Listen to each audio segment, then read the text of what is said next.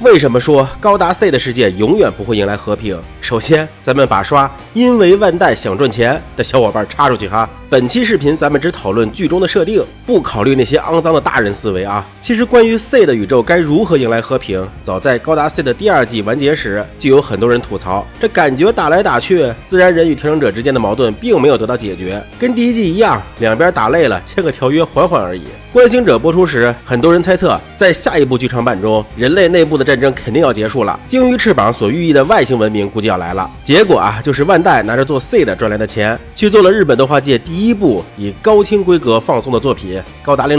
然后一眨眼，将近20年过去了，新的剧场版 Freedom 上映，大家心想，这一下总该给个大结局了吧？结果看完以后发现，这根本不是啥大结局，它就是以高达 C 的为主题的春节联欢晚会而已。虽说对剧中交战双方的主体矛盾没有给出答案，但对高达电影的最高票房倒是给出了全新的答案。以万代的尿性，这赚来的钱会不会拿来做 C 的续集还真不好说，但可以肯定的是，只要万代想，就肯定能做得下去。今天就来给大家聊聊这个话题。 C 的宇宙最主要的冲突就是自然人与调整者之间的冲突，那么这两拨人属于什么冲突呢？这里我给大家先分析一下这两拨人的成分啊。首先是自然人，总人口150亿，他们跟咱们一样，投胎到这个世界上就主打一个随缘，天生资质的不同，家境的不同，所处环境的不同，使得人与人之间的差距本就巨大无比。再加上有的人勤奋点儿，有的人运气好点儿，最终走出来人生路线可以说是大相径庭。可是呢，由于大家投胎的时候可以算是自己选的，所以很多人还能安慰自己，哎呀，人家确实聪明，哎呀，人家确实努力，哎呀，人家确实有实力。这时如果突然有人告诉你，其实那些人上人都是上一辈花钱把他们创造成这样的，人家就是个懒癌，学习成绩也比你好，身体素质也比你强，不但如此，你辛苦打拼一辈子，攒钱说给自己孩子也给整个调整者，最多也就调整成一个捧哏的，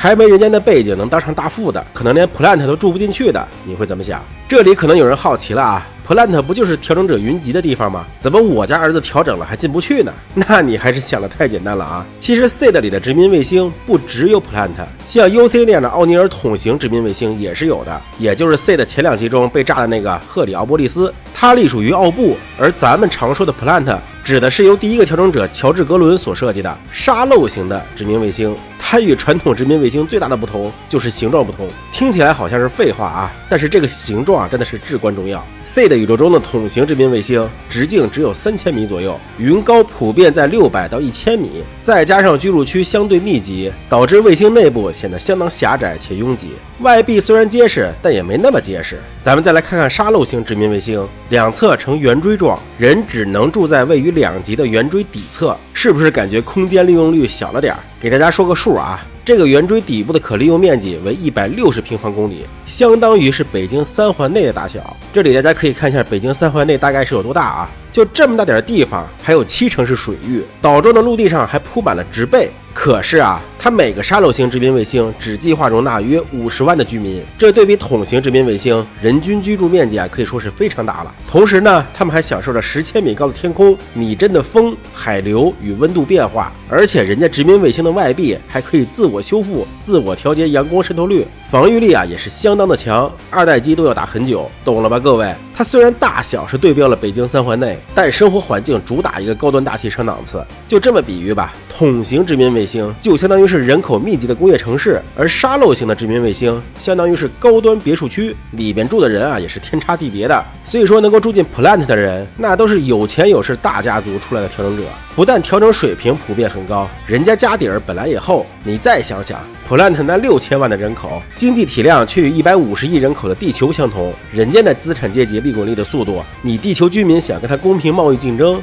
得过吗？这便是阶级冲突。当然了，也不是所有的家族都把自己的2代拿去做调整者了，剩下这部分家族主要就是受蓝宇宙影响的地主老爷们了。他们说白了，其实孩子的基因本来就不差，不做啥调整也非常优秀。关于调整者与自然人的上限，大家可以看一下我之前做的视频。而这部分人为了与 plant 那边进行政治以及贸易上的竞争，会以蓝宇宙思想为基础，煽动民众与 plant 为敌。对于不少脱离了旧时代宗教的人来说，这就是他们新的宗教战争，这便是理念冲突。最后，调整者还有一个缺陷，就是第3代调整者的出生率非常低，导致他们必须要实行婚姻管制，才能够确保后代代的出生。在此政策下，男女之间的感情啊不重要，家庭之间的磨合呀不重要，能不能生孩子才是最重要的，导致很多调整者把婚姻看成是造玩的途径罢了，并没有投入啥感情，也没有什么家庭观，久而久之必然会演化出一种截然不同的社会状态以及人文风貌。再加上他们长居于宇宙，往大了看，他们认知里的时间、空间、文化都会与地球人大相径庭。这个差距啊就已经不是民族差异了，你要是算上调整者和自然人结合会被自然人慢慢同化的设定，它已经是相当于是两个种族的差异了，这便是种族冲突。所以说呀，这么两拨人，他们有着阶级冲突、理念冲突，甚至是种族冲突，你说他们咋和平相处？天王老子来了，他们也和平不了啊！而编剧又肯定不敢写什么一边灭绝另一边的剧情，那就只能让战争一直持续下去喽。好了，今天视频这么多，希望大家多多点赞支持，我们下期再见。这联动，嚯，这零件，这小开关设计的有意思哎，哟，还自带灯效呢。经常有人问，玩模型内购整那么多花活，最后外甲一上还不是看不见，有什么意义吗？那么今天啊，给大家这款模型，我觉得可以一定程度上给这个质疑做出一个完美的解答，那就是你在拼装模型的过程中所经历的新奇体验，以及各种联动小机构所带来的乐趣，是你外表再怎么华丽也获得不了的。那么今天我就给大家来讲讲我最喜欢的角色格拉汉姆所属的阿洛斯掌权者李疯子的配音演员配过的阿姆罗的战友小林所驾驶的机体的模型 MG 钢坦克。视频制作不易，求一个一键三连，咱们上车。在前不久的视频中给大家介绍过涂装精细、性价比超群的 HCM Pro 钢坦克，介绍过9块钱买不了吃亏、买不了上当的魔性实玩钢坦克，还介绍过定价500却只为了成为底台而存在的 R 魂量产钢坦克。但要说在所有钢坦克的产品中最让我眼馋的就是这辆 MG 钢坦克了。话说这钢坦克的走履带让我安反了啊！拍完视频我才发现，大家能不能假装没看见啊？求求了，求求了！咱们先来看看它的外观啊，风格上基本上是忠于原设的，没有做什么过分的魔改设计，而且看起来啊不算太素。不过这主要也是水贴的功劳啊，如果没有水贴，用高情商的话来说，那就是真的挺还原动画了。不过就像我一开始说的，这款模型主打的是内购以及各种小联动机构。咱们还是重点说说这部分吧。可以看到当年的万代在对待这种从外观上看起来朴实无华的模型时，会下相当大的功夫在模型的玩法上面，以吸引那些原本对外形不感兴趣的玩家。这一点真的是比现在很多敷衍了事的产品要强太多了。只不过呢，由于设计比较复杂，这款模型的定价也来到了4800日元，5算和240人民币吧。再加上这款模型超一流的表现，现货价格已经来到330左右了，这已经算是不错的了啊。再版前价格要400-500呢。咱们接着看看模型啊。首先是灯效，模型提供了一个透明贴纸，可以贴在头部驾驶舱的控制面板上。安装到驾驶舱后大概是这个效果。之后啊，我们打开模型自带的小灯泡，就可以看到面板亮起来以后的样子了。虽然灯效比较隐蔽，需要从驾驶舱的上方角度才能看见，但整体的效果还是相当不错的。然后咱们再来看看这款模型的几个玩点。其实板件本身看上去就很有意思了，可以看到大量的弹簧减震结构以及液压杆细节，令人不禁遐想这些零件的拼装过程以及他们在机械结构中所扮演的角色。而且这些液压杆浮雕以及纹理细节，有动手能力的朋友们肯定是一看就会手痒痒吧。做一些喷涂涂装以后，那效果简直是不敢想啊！胸部这里的盖板是非常简单的齿轮咬合设计，翻动一侧，另一侧也会跟着一起动。打开以后可以露出里边散热口细节，这里我是比涂的银色。模型后方的盖板卸下后，可以看到里边的弹仓细节。我们展开看看完整的分件啊，可以看到有密密麻麻3圈的炮弹，而且这个弹仓是可以旋转的。钢坦克在换弹时，弹仓的运转画面都已经在我脑海中浮现了啊！配合加上双炮管的弹簧结构所还原出来的开炮后的后坐力效果，仿佛我们是真的在做一台坦克模型一样。这种幸福的感觉，不知大家能不能 get 到啊？腰部这里有个简单的联动结构，通过前后的摆动，让腰部可以进行升降。同时呢，腰部的侧方还有一对液压杆联动，机械感满满啊！腰部的外甲也不是吃素的，会随着内部的联动而进行外甲避让。不得不感叹啊 ，MG 2.0 时代真的是 MG 的黄金年代啊！刚才在板件上面看到的大量弹簧分件，其实都是坦克轮子上的减震结构。由于万代的塑料呢有相当强的韧性，所以可以还原一部分的减震器真实效果，包括车轮上方这个液压减震结构，也是可以通过零件的韧性来还原部分的减震效果的。车轮根部这里盖板可以打开，看到里边有一个类似电源开关的装置，拨动开关可以触发车轮升降的联动效果。我是真的一边拼模型一边学猫叫啊，妙妙妙啊！可以看到本期视频的素材中有不少是我在拼装过程中录的，这就是因为拼装的时候真的是太愉悦了，忍不住要录下来跟大家分享。这就是拼装模型的魅力吧。然后是履带部分，每一侧由38块履带板件拼装而成。由于只是简单的锁扣结构，因此在实际滚动中啊很容易掉链子。不过拼装后呢会附予4块板件，估计就是万代考虑到老掉链子容易丢件啊，所以准备的备用件吧。不过说起来啊，在我接触这么多钢坦克中，这是唯一一个可以实现履带真实转动的，连500块钱的 R 魂量产钢坦克那个履带都是焊死的。万代这方面是真的抠门。另外呢，在模型的前端和后端有盖板的展开结构，可以用来辅助支撑摆一些 pose。后方盖板由于有 H3 Pro 钢坦克的这个珠玉在前啊，因此我倒是觉着 MG 应该可以做得更丰富一些。再看看钢坦克手部的一对腕炮，转动炮口可以看到4门炮会进行伸缩联动，模拟还原开炮时的后坐力效果，这个真的挺有趣的啊。只不过在把玩的时候一定要摁住手腕，并在拧腕炮的同时不断把腕炮向手腕挤压，这样才能完美还原这个联动，不然呢就有可能变成这样。最后就是钢坦克胸口盖板有一个展开结构，这里我要先介绍一下这款模型所配的兵人啊，是白色基地上的几个成员，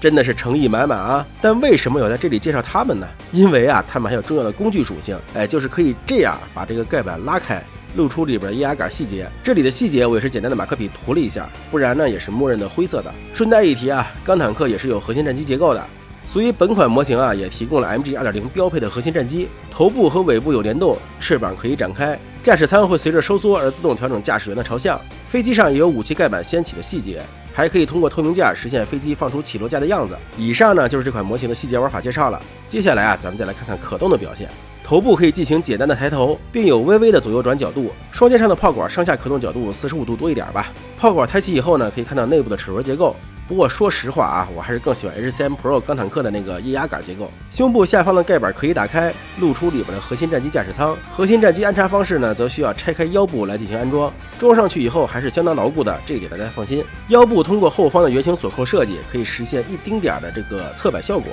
而前后摆也是锁扣零件形变造成的啊，建议大家不要进行这类动作，否则分分秒白痕断件啊。小腹部的可动，刚才咱们展示内构的时候已经讲过了，手臂平台能够达到90度，而且肩膀部分有一个外套的外甲，外甲内部有凸起的滑轨结构，可以扣住肩膀部分的圆形刻线，使外甲安插到位。肘关节拉出后可以进行90度的曲肘动作，同时大臂根部以及肘关节根部都有旋转结构，两侧的履带轮外拉，可以看到内部的机械结构。还伴有液压杆联动，只不过这个比较隐蔽啊，很难看清楚。车轮整体也可以通过根部的关节设计进行上下调节。那么以上呢就是这款模型的可动表现了。总的来说，就像我刚才说的，这款模型的各种细节刻画以及玩法设计，真的是非常抓模型爱好者的眼球的。拿我来举例啊，原本微计划里边的元祖、钢加农、钢坦克3个机子，我最不感兴趣的就是钢坦克了。心想这不就是一破坦克嘛，连装饰品都没有，玩起来有啥意思了？所以一直对它的相关产品啊也是漠不关心。直到看到有人推荐了 MG 钢坦克的结构以后，我的心瞬间就被这款模型吸走了，恨不得立刻体验一下超高还原的机械结构所带来的拼装乐趣。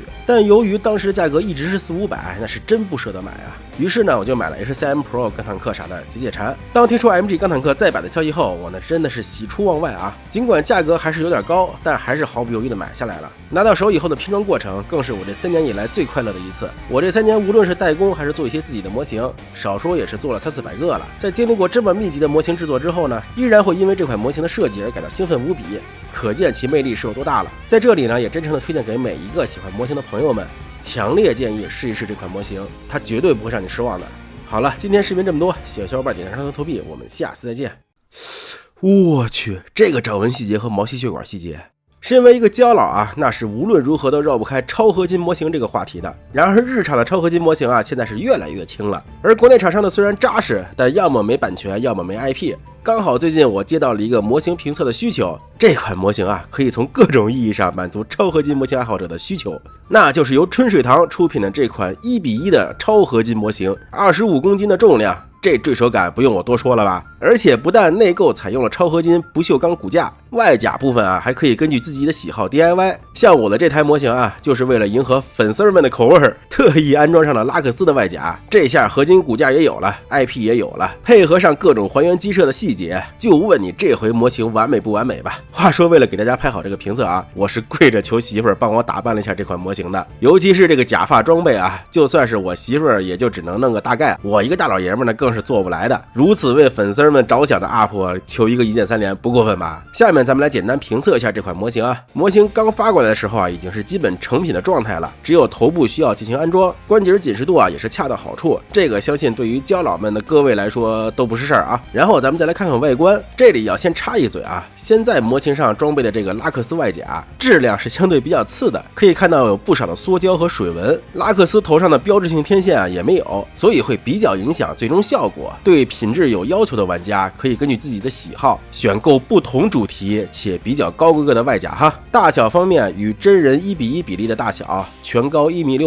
，PG 级别的模型放在他身边就像小儿科一样，这绝对是体积控的福音啊！试问世界上还能有比这个更镇宅的模型吗？模型细节方面，头雕自带涂装，涂装水平啊相当不错，反正在给头雕涂装这方面啊，我相信大多数胶老都是达不到这个水平的。想要对头部进行重涂的朋友，就得好好去看看美妆博主们的视频，专门学学对应的技法了。眉毛和眼睫毛是人工植发上去的，眼球的可动呢也是必须有的。如此一来啊，整个面相就显得非常的活泼且栩栩如生了。而模型素体上的内甲部分，这款模型则采用了液态铂金硅胶材质，观感上啊非常逼近真人的肌肤，不但不会出油，还没有任何的异味，手感啊也是非常的逼真啊，摸起来就跟真人一样，哎，真的是安全实用啊。模型关键的部分啊，还采用了3重加软工艺，软的让人沦陷的那种啊，可以说是可玩性非常高了啊，懂的都懂啊。而为了还原机设，模型在锁骨、腋窝等地方也是有做出结构还原。当然了，你们最关心的那些细节，比如胸甲上面的结构还原呀，比如模型下方有没有这个支架接口啊，这些地方肯定都是有的啊。不但如此，更令人吃惊的是，这款模型手脚上都有掌心纹理，细看的话啊，上面居然还有对毛细血管的细节刻画。我的天，现在的模型厂商都这么卷了吗？最后咱们再来看看可动的表现。总的来说，这款模型的关节把持力度还是相当可以的，很多关节，尤其是胯部关节，在初次转动的时候都需要很大的力气。对于常年在家做模型缺少运动的我们来说，刚好是可以顺便锻炼锻炼身体的啊。脖子的关节在与肩部连接的部分，低头抬头角度都非常大，转头也是不在话下，抬臂轻松超过90度，曲肘也能够达到几乎折叠的角度，手则是5指全可动手，与真人手部的可动无异，握持力度啊也是很强，可以放心摆各种握持武器的 pose。 注意啊，这把玩具枪可是纯铁的，老沉了。肘部和腕关节也有很还原的可动角度，腰部呢有一定的前后倾角度，腿部前踢则是能轻松超过90度，侧踢角度也是绝对够用的啊，但由于这姿势可能不太雅观，我就不展示了啊。屈膝角度也非常大，脚踝和脚趾也有对应的可动。以上呢就是可动的表现，换腕带啊肯定就打上超可动的标签了。具体手感呢，只能大家买一个自己感受了啊。说到这里啊，可能有很多人好奇价格，毕竟春水堂这款模型全身都使用铂金硅胶材质，无异味不出油，比市面上那些1-2千的头部是硅胶，身体是 TPE 又臭又出油的模型那是强太多了。更何况面相又如此栩栩如生，按照春水堂的这个用料和做工，别的厂商价格呢都是要上万起步的。我一开始也以为这玩意儿少说得1万左右吧，结果上春水堂天猫店一看，不要9998，不要6998，只要3-5千之间。好家伙，不愧是国模，你们就卷吧你们啊！好了，今儿视频就这么多，喜欢小伙伴点赞上头投币，我们下次再见。